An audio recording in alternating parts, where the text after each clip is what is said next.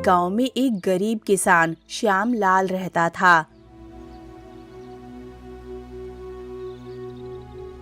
श्याम लाल को हर बरसात में अपने कच्चे घर के गिर जाने का डर सताता था। उस पार बारिश आने वाली है। मेरा दिल घबरा रहा है। मुझे बहुत डर लग रहा है। कहीं इस बार भी हमारा घर गिर गया तो हम क्या करेंगे? हमारे घर की छत घास की है और इसकी दीवारें कच्ची मिट्टी की बनी है। कहीं इस बरसात में कुछ अनर्थ ना हो जाए। डर तो मुझे भी लग रहा है। पिताजी, लेकिन हम कर भी क्या सकते हैं? मैंने सरपंच जी से बात तो की थी। उन्होंने मुझे आश्वासन दिलाया था कि वह मेरे घर पर लोहे की चादर डलवा देंगे और छत पक्की हो जाएगी। लेकिन पूरा 1 साल होने को आया, वो काम तो अब तक नहीं हुआ। वो सरपंच बस राजनीति करता है, गरीबों की मदद नहीं। हमारी मदद तो भगवान भी नहीं कर रहा है। जैसे ही बारिश का मौसम बनता है, मुझे डर लगने लगता है। हर बारिश में हमारी छत टपकती है, आधे से ज्यादा पानी अंदर आ जाता है और ये मिट्टी की कच्ची दीवारें गिरने लगती हैं। पिताजी, आप इतनी चिंता मत कीजिए। आप एक बार सरपंच जी से बात करके देखिए ना। हाँ बेटी, सोच तो मैं भी कुछ ऐसा ही रहा हूँ। हाँ, तुम्हें आज ही जाना चाहिए और सरपंच जी से बात करनी चाहिए। ठीक है, अभी जाकर आता हूँ। श्यामलाल सरपंच के घर के लिए निकल पड़ता है।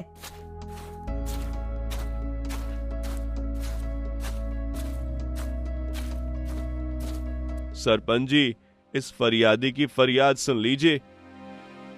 अरे आओ आओ श्यामलाल, आज मेरे घर का रास्ता कैसे भूल गए? बताओ क्या समस्या है? सरपंच जी, 1 साल पहले आपने मुझे वादा किया था मेरे घर की छत लोहे की चद्दर से पक्का कर देंगे, फिर पानी नहीं टपकेगा। लेकिन बारिश अब शुरू होने वाली है और अभी तक मेरी छत कच्ची है। मेरा घर गिर जाएगा, मैं कहाँ रहूंगा? अरे हाँ श्यामलाल, तेरी बातों से मुझे याद आया।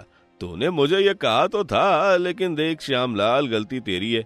मैं किस किस की समस्या याद रखूंगा? हाँ, अब इतनी सारी चीजों में तेरी बात मैं भूल गया। तूने मुझे याद ही नहीं कराया।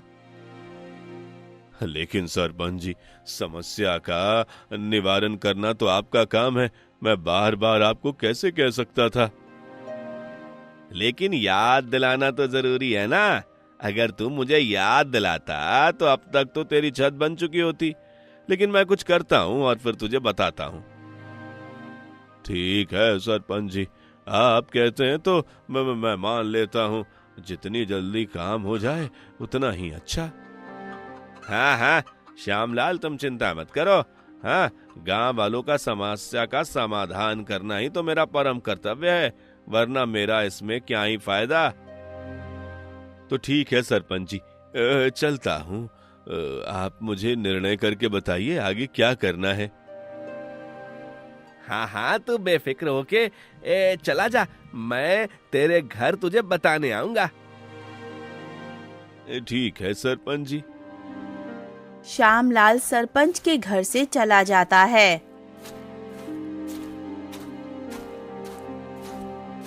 देखो तो सरपंच कितना झूठ कहता है कि गांव वालों की भलाई के लिए सरपंच बना है।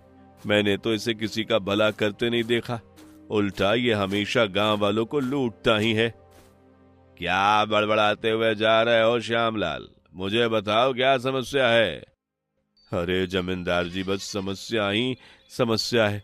एक तो मेरे घर की घास फूस वाली छत ने मुझे परेशान कर रखा है और उसके गिरने का डर है मुझे। तूने सरपंच जी को नहीं कहा क्या? हाँ, कहा तो है। उन्होंने कहा वो निर्णय करके बताएंगे। हाँ, सरपंच जी तो भले आदमी हैं, वो तेरा काम जरूर करेंगे। उम्मीद तो मुझे भी यही है। एक छत मिल जाए उतना ही काफी है और मुझे कुछ नहीं चाहिए। अरे तू फिक्र मत कर, तेरी छत बन जाएगी। ठीक है जमींदार जी, चलता हूँ। ठीक है, मैं भी अपने काम से कहीं जा रहा था, फिर मिलते हैं। श्यामलाल अपने घर की तरफ चल देता है और जमींदार सरपंच के घर पर पहुंच जाता है। अरे सरपंच जी, मैं क्या सुन रहा हूँ?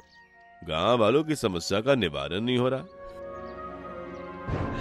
क्या भाई जमींदार, अब तुम भी मुझे ताने मारोगे क्या? मैं गरीबों की समस्या सुनने के लिए सरपंच नहीं बना हूं, अपनी समस्याओं का निवारण करने के लिए बना हूं। और तुमसे बेहतर इस बात को कौन जानता है?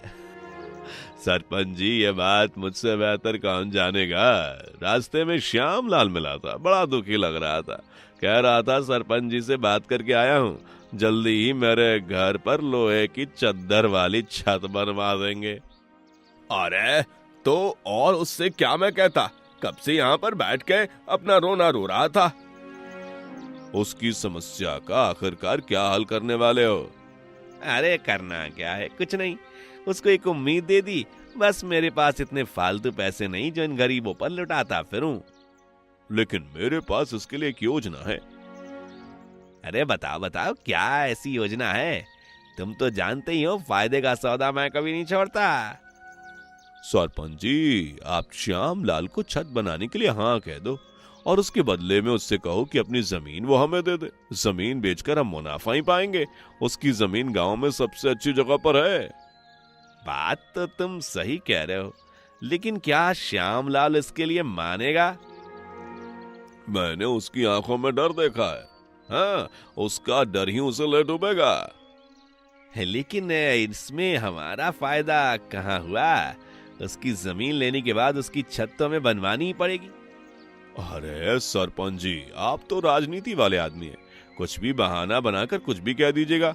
हैं, उसकी छत बनवाने की हमें क्या जरूरत? कहीं ऐसा ना हो इस बार गांव वालों का क्रोध हम पर फूट जाए।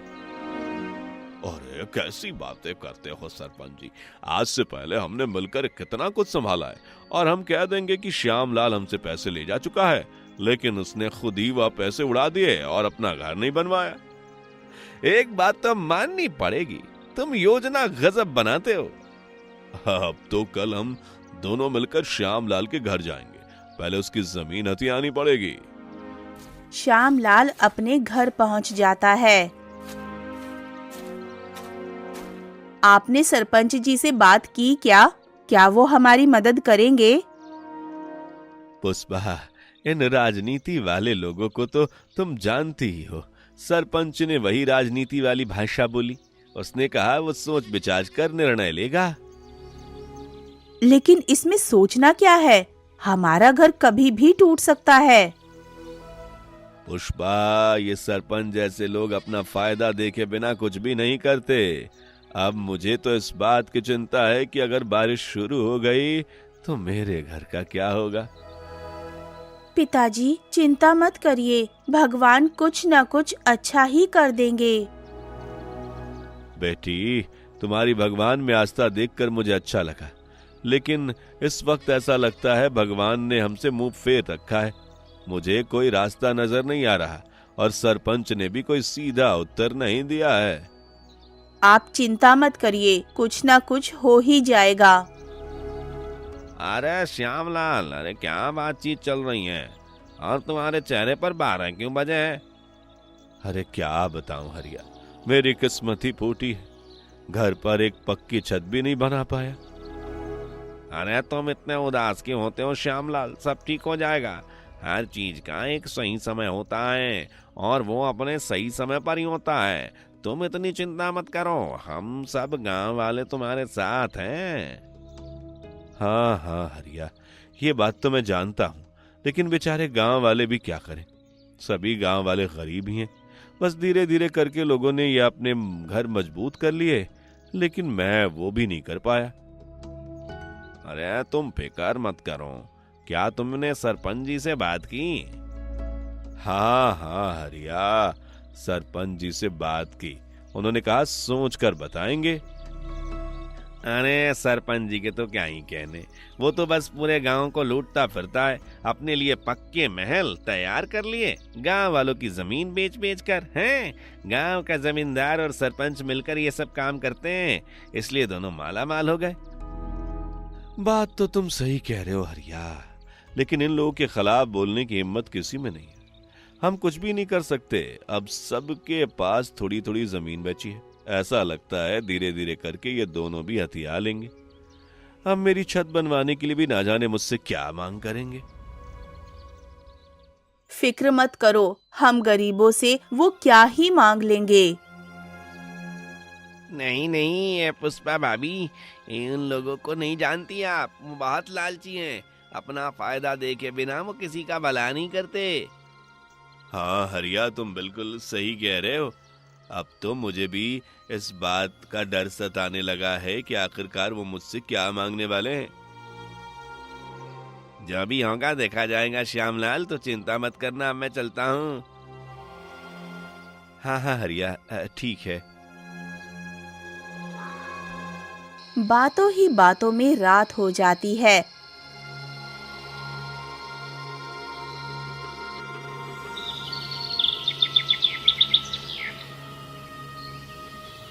और अगली सुबह जमींदार और सरपंच श्यामलाल के घर पर पहुंच जाते हैं। श्यामलाल, ओ श्यामलाल, अरे घर से बाहर निकल। अरे जमींदार जी, सरपंच जी, आप दोनों यहाँ? हाँ श्यामलाल, कल अपनी फरियाद लेकर तुम आए थे ना, उसका हल हमने ढूंढ निकाला है। घर के भीतर आइए, बैठिए, आपके लिए चाय बनवाता हूँ। अरे नहीं नहीं श्यामलाल, घर के बाहर ही ठीक है। पहले समस्या के हल पर बात कर लेते हैं, बाकी सब तो बाद में होता रहेगा। हाँ ठीक है सरपंच जी, बताइए। देखो भाई श्यामलाल, मैंने जमींदार जी से तुम्हारे दुख के बारे में खूब चर्चा की और उसका हमने एक हल निकाला। हम तुम्हारी छत बनवा देंगे, उसके बाद तुम्हारा घर भी नहीं गिरेगा। ये तो बहुत अच्छी बात है सरपंच जी, बताइए आप कब तक मेरी छत बनवा रहे हैं? देखो श्यामलाल, बात ऐसी है कि छत तो हम बनवा देंगे, लेकिन उसके बदले में तुम्हें भी एक काम करना होगा। हाँ हाँ सरपंच जी, उसके बदले में मुझे क्या करना पड़ेगा? देखो श्यामला, अब तुम भी तो ये जानते ही हो कि सरपंच जी के पास इतना पैसा नहीं है जो खर्च करके वो तुम्हारी छत बनवा दे। लेकिन हाँ, अगर तुम ये वादा करते हो कि बदले में तुम अपनी जमीन हमें दे दोगे, तो फिर हम छत बनवा सकते हैं। तुम्हारी जमीन को बेचकर उस पैसे से हम तुम्हारी छत बनवा देंगे। हमारे पास अच्छे खरीदार हैं। ये सब क्या कह रहे हैं आप? मेरे पास एक वो जमीन ही तो है जिससे मेरा और मेरे परिवार का पेट भरता है। वही जमीन अगर मैं आपको दे दूंगा तो फिर छत तो बन जाएगी, लेकिन उस छत के नीचे हम लोग भूखे मरेंगे। देखो भाई, ये सब कुछ तुम्हें सोचना है। हम तो तुम्हारे सामने तुम्हारी समस्या का हल लेकर आए थे। अब तुम ही अगर तुम्हारा भला चाहते हो, क्योंकि बारिश कभी भी शुरू हो सकती है और ऐसे में तुम्हारा घर गिर गया तो तुम कहां जाओगे? क्या सच में आपको लगता है कि यही आखिरी रास्ता है? हाँ श्यामलाल, इसके अलावा तुम्हारे पास कोई उपाय नहीं है। तुम्हें यही करना होगा। देखो, हम तुम्हें कोई जबरदस्ती तो नहीं बता रहे, तुम्हारी मर्जी। अब तुम घर बचा लो या फिर जमीन अपने पास रख लो। मैं आपको सोचकर बताता हूँ। तो ठीक है, हम यहाँ से चलते हैं। तुम सोचकर बताना श्यामलाल, ऐसा ना हो फिर देर हो जाए। ठीक है सरपंच जी, ठीक है। जमींदार जी, मैं आपको जल्दी ही निर्णय करके बताता हूँ। इतना कहकर सरपंच और जमींदार श्यामलाल के घर से चले जाते हैं। पुष्पा, क्या तुमने इन दोनों की बातें को सुना? हाँ हाँ, मैंने सब साफ साफ सुना। ये तो सीधे तौर पर हमारी जमीन का सौदा करने आए थे। इसका मतलब ये हमारी मदद नहीं करेंगे। अगर जमीन ही बेचनी होती तो वो तो हम खुद भी कर सकते थे। लेकिन उन्होंने कहा कि उनके पास अच्छे खरीदार हैं, जिससे हमारी छत आराम से बन सकती है और हमें कोई कर्जा लेने की जरूरत नहीं है। अब मैं उलझन में हूँ, आखिरकार मैं क्या करूँ? आप थोड़ा दिमाग लगाओ और एक बार और सोचो। हमारे खराब हालात का फायदा जमींदार और सरपंच उठा रहे हैं। वो हमारी जमीन हमसे हथियाना चाहते हैं। जमीन बेचकर अगर हमने छत बनवा भी ली तो उसके बाद हम खाएंगे क्या? तुम ठीक कह रही हो पुष्पा। लेकिन फिर भी निर्णय नहीं ले पा रहा हूँ। आखिर मैं करूँ तो क्या? तभी बारिश शुरू हो जाती है।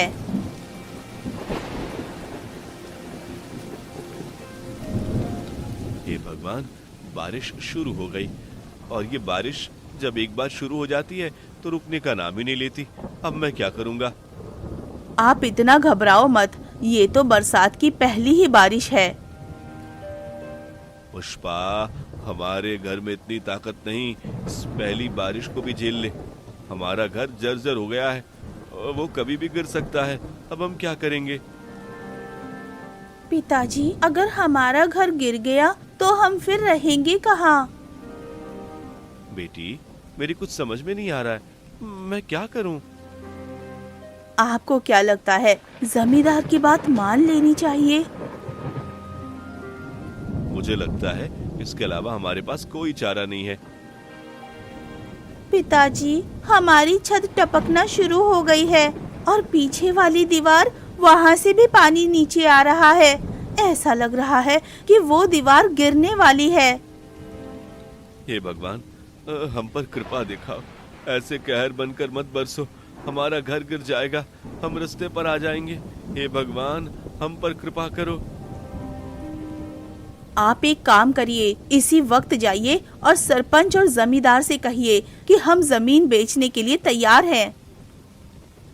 हाँ पुष्पा, मुझे भी यही आखिरी रास्ता नजर आ रहा है।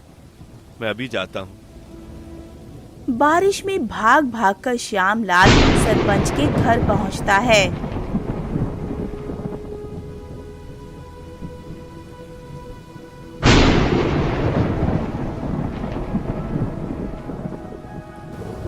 अरे सरपंच जी, जमींदार जी, अच्छा हुआ आप दोनों यहीं मिल गए। मुझे आपसे जरूरी बात करनी है। अरे थोड़ी देर पहले ही तो हम तुम्हारे घर से आए हैं। क्या तुम्हें इतनी जल्दी निर्णय भी कर लिया और बारिश में भीगते हुए आ रहे हो? तुम कल भी आ सकते थे या बारिश बंद होने का इंतजार कर लेते। नहीं नहीं जमींदार जी, मैं ऐसा नहीं कर सकता था। मेरे घर की छत टपकने लगी है। मेरे घर की एक दीवार कभी भी गिर सकती है और एक दीवार गिरी तो पूरा घर गिर जाएगा। इसलिए मैं आपसे कहने आया हूँ कि मैं अपनी जमीन बेचने के लिए तैयार हूँ। आप मुझे पैसे दे दीजिए, जिससे मैं अपना घर ठीक कर सकूं और बरसात में सुख चैन से रह सकूं। ठीक है श्यामलाल, जैसा तुम कहो। हम तुम्हारे लिए खरीदार ढूंढ देंगे और फिर खरीदार मिलते ही हम तुम्हें पैसे दे देंगे, ठीक है ना? आपका खरीदार कितनी जल्दी मिल जाएगा? क्या आप मुझे उससे पहले पैसे नहीं दे सकते? अब हमारे पास भी कौन सा पैसों का पेड़ लगा है जो तुम्हें दे दे। पहले खरीदार ढूंढना पड़ेगा, उसके बाद पैसे मिलेंगे। इतना तो तुम्हें इंतजार करना ही होगा। ठीक है सरपंच जी, लेकिन जल्दी कीजिए। हाँ हाँ श्यामलाल, ठीक है। तो अब मैं चलता हूँ। बारिश हो रही है, अगर रुकना चाहो तो रुक भी सकते हो। नहीं नहीं सरपंच जी, आपका बहुत बहुत धन्यवाद। मुझे घर पहुँचना है, मुझे घर वालों की चिंता है। ठीक है भाई, ये तुम्हारी मर्जी। श्यामलाल सरपंच के घर से निकल जाता है।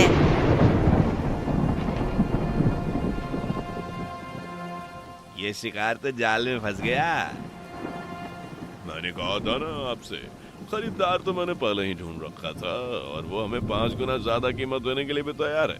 इसकी जमीन तो हम कल ही बेच डालेंगे। लेकिन फिर इससे पैसे देने पड़ेंगे। अरे मैंने आपसे पहले ही कहा है, कुछ ना कुछ बहाना बनाते रहिए। हम इसे कह देंगे कि अभी हमें खरीदार नहीं मिला। तुम ठीक कहते हो। इसे तो कोई भी बहाना देकर भगा ही सकते हैं और गांव के सरपंच का कोई क्या ही कर लेगा। ये हुई ना बात। श्यामलाल अपने घर पहुंचता है।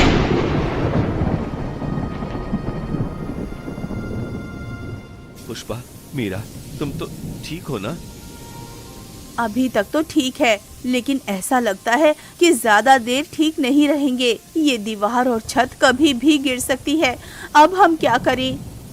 मुझे कुछ समझ में नहीं आ रहा। ये बारिश रुकने का नाम नहीं ले रही और अगर इसी तरह बारिश होती रही तो हमारा घर गिरने से कोई नहीं बचा पाएगा। सरपंच और जमींदार ने क्या कहा? उन्होंने कहा वो खरीदार ढूंढेंगे।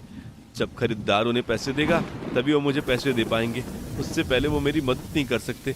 जमीन के लिए खरीदार मिलना जरूरी है।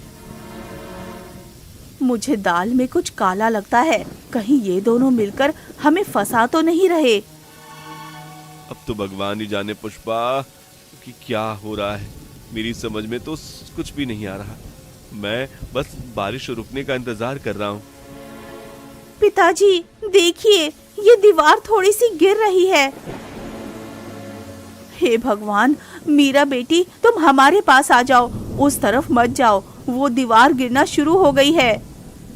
हाँ पुष्पा, हम इस तरफ आ जाओ, इस कोने में बैठो। वो दीवार आधी से ज्यादा गिर चुकी है। इधर मत जाओ, सारा पानी अंदर आ रहा है। आखिरकार अब हम क्या करेंगे? हे भगवान, हम पर थोड़ा रहम दिखाओ।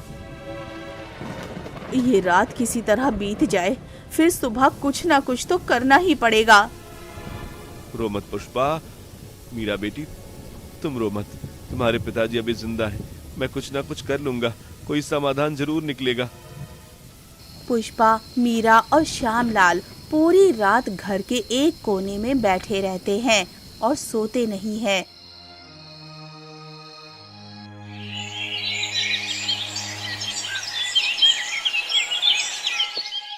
सुबह होते ही हरिया वहां पर आ जाता है।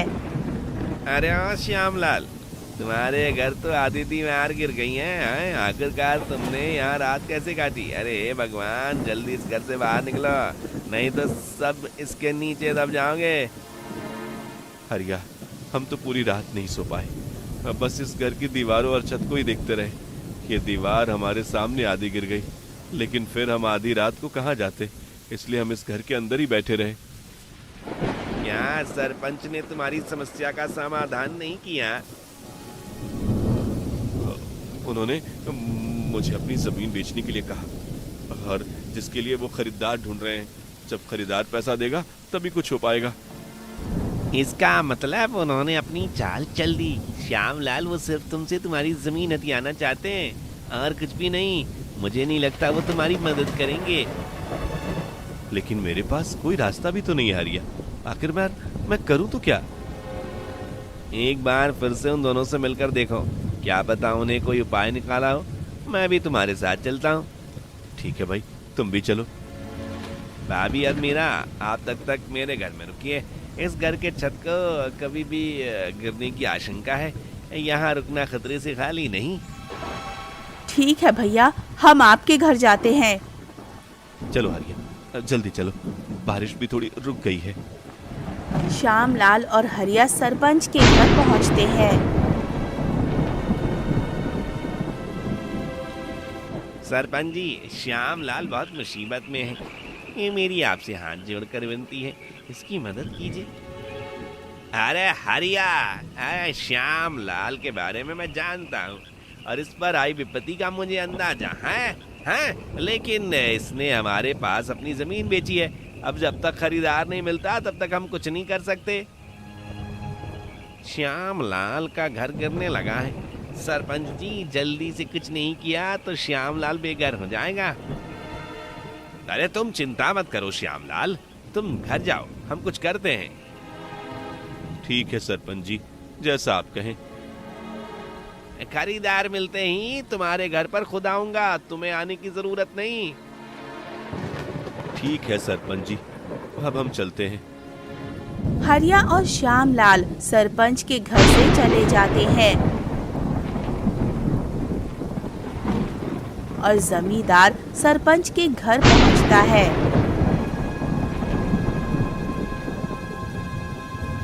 अरे सरपंच जी, सुबह सुबह जाकर श्यामलाल की जमीन में बेच आया। जैसा मैंने कहा था, 5 गुना ज्यादा दाम में बेची। ये लीजिए, आधे पैसे आपके और आधे मेरे। लेकिन वह श्यामलाल अपना दुखड़ा लेकर यहाँ आया था। हरिया भी उसके साथ आया था। उसका घर गिरना शुरू हो गया है।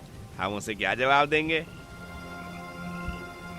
इतना मत सोचिए सरपंच जी, अपना इंतजाम वो खुद ही कर लेगा। सारे गरीब किसानों का घर अगर हम बनवाएंगे तो हम भी कंगाल हो जाएंगे। इतना मत सोचिए। ठीक है, तुम तो मेरे पैसे इधर लाओ। हरिया और श्यामलाल घर पहुंचते हैं। हरिया, मेरा तो पूरा घर गिर चुका है। अब मैं क्या करूं? कहाँ जाऊं? यह तो बड़ी समस्या है। हम क्या होगा? सरपंच और जमींदार कुछ अलग ही खेल खेल रहे हैं। श्यामलाल, तुम मेरे घर पर ही रहो, पर आगे हम कुछ देखते हैं। अरे, इसमें उपकार की कोई बात नहीं। तुम घर चलो, मैं थोड़ा गांव में घूम कर आता हूँ। मुझे कुछ काम है। ठीक है हरिया, तुम्हारा ये उपकार मैं कभी नहीं भूलूंगा। हरिया गांव में पता करने जाता है कि क्या किसी ने श्यामलाल की जमीन खरीदी है और उसे सच का पता चलता है। श्यामलाल, मेरी बात सुनो। अरे हरिया, तुम तो गांव का चक्कर मारने गए थे ना, क्या हुआ? मुझे गांव वालों से पता चला है कि आज सुबह तुम्हारी जमीन जमींदार ने किसी को बेच दी, वो भी 5 गुना ज्यादा दाम में। वह तुम्हारी जमीन देखने भी आए थे। आसपास जो किसान अपने खेतों में काम कर रहे थे, उन्होंने मुझे बताया तुम्हारी जमीन बिक चुकी है और तुम्हें जमींदार और सरपंच ने बेवकूफ बनाया है। वह तुम्हें जानबूझकर पैसे नहीं दे रहे, उनकी वजह से तुम बेघर हो गए हो। मुझे अभी कुछ करना होगा। चलो, सरपंच के घर चलते हैं, लेकिन तुम आगे चलो और सरपंच का सच सबके सामने लाने का मैं इंतजाम करता हूँ। ठीक है हरिया, तुम जैसा कहो। मीरा, श्यामलाल और पुष्पा सरपंच के घर की तरफ जाते हैं और हरिया पीछे से पूरे गांव को इकट्ठा करके ले आता है। सरपंच जी, आपने मेरा साथ इतना बड़ा अन्याय क्यों किया? मैंने तुम्हारे साथ क्या अन्याय किया है? मैं तो तुम्हारी मदद कर रहा हूँ। हाँ हाँ श्यामलाल, हम तो तुम्हारी मदद कर रहे हैं। अन्याय की बात कहाँ से आ गई? मुझे पता है मेरी जमीन बिक चुकी है, वो भी 5 गुना ज्यादा दाम में, लेकिन आप लोग जानबूझकर मुझे पैसे नहीं दे रहे। आपने मेरी जमीन भी हथिया ली और मेरी मदद भी नहीं की। मैं बेघर हो चुका हूँ। आपने ऐसा क्यों किया? अरे अच्छा, तो तेरे सामने सच्चाई आ गई। हाँ, हमने ऐसा ही किया है जैसा तुझे पता चला है। लेकिन अब तू क्या कर लेगा? तू हमारा क्या बिगाड़ लेगा? हाँ, मैं जाकर गांव वालों को सब सच बता दूंगा। मैं कह दूंगा कि आपने मुझसे मेरी जमीन हथियाई है और मुझे बेघर होने पर मजबूर कर दिया है। आपका सारा षड्यंत्र मैं गांव वालों के सामने रख दूंगा। तुझे लगता है तू कहेगा और गांव वाले मान लेंगे? मैं इस गांव का सरपंच हूँ। हाँ, गांव वाले सिर्फ मेरी बात मानेंगे और मैं उन्हें बता दूंगा कि हम तुझे पैसे दे चुके हैं और तूने पैसे उड़ा दिए और अपना घर नहीं बनवाया, इसलिए तू बेघर हो गया है। हाँ, सब तेरी गलती है। हमारी पोल खोलने चला है। हम तेरी टांगे तोड़ देंगे, तेरी जुबान काट देंगे, फिर लंगड़ा लूला होकर गांव में भीख मांगेगा। हमसे मत उलझ और यहाँ से चला जा। तुम पापी नीच इंसान हो, कैसी बातें कर रहे हो? हमसे बदतमीजी मत कर और निकल जा पुष्पा यहाँ से। अपने पति और बेटी को भी ले जा, नहीं तो अंजाम अच्छा नहीं होगा। तो आखिरकार तुम दोनों का असली रूप सामने आ ही गया। प्यार मोहब्बत का जो तुम नाटक करते हो और गांव वालों की मदद करने का जो नाटक करते हो, उसकी पोल खुली गई। हरिया, तुम यहाँ क्या कर रहे हो? ये सारा गांव वाले यहाँ पर क्या कर रहे हैं? ये तुम्हारा असली चेहरा देखने आए हैं और तुम्हें सबक सिखाने भी। गांव वालों, इन्हें खूब मारो और इनके पास जो पैसे हैं वो श्यामलाल के हैं, उन्हें श्यामलाल को दे दो। गांव वाले सरपंच और जमींदार को खूब पीटते हैं। तुम्हारा बहुत बहुत धन्यवाद हरिया। तुम्हारी वजह से आज गांव वालों के सामने सच्चाई आई और तुमने मुझे बचा लिया। लेकिन अब मेरे घर का क्या होगा? हाँ, वो सब भी मैंने सोच रखा है। तुम चिंता मत करो, खुश हो जाओ। हरिया भैया, आपका बहुत बहुत धन्यवाद। हरिया श्यामलाल की जमीन के खरीदार को पैसे वापस कर देता है और जमीन वापस ले लेता है। सारा गांव चंदा इकट्ठा करता है और श्यामलाल के लिए लोहे की चद्दर की छत वाला घर बनवा देते हैं। इस तरह गांव वाले मिलजुल कर रहते हैं और जमींदार और सरपंच को गांव से बाहर निकाल देते हैं। हरिया की ईमानदारी को देखते हुए गांव वाले उसे गांव का नया सरपंच बना देते हैं। इस तरह सरपंच और जमींदार को मिलता है अपने बुरे कर्मों का फल और हरिया को मिलता है अपने अच्छे कर्मों का फल। कहानी पसंद आई हो तो कहानी को लाइक कीजिए, शेयर कीजिए, कमेंट कीजिए और चैनल को कर दीजिए सब्सक्राइब।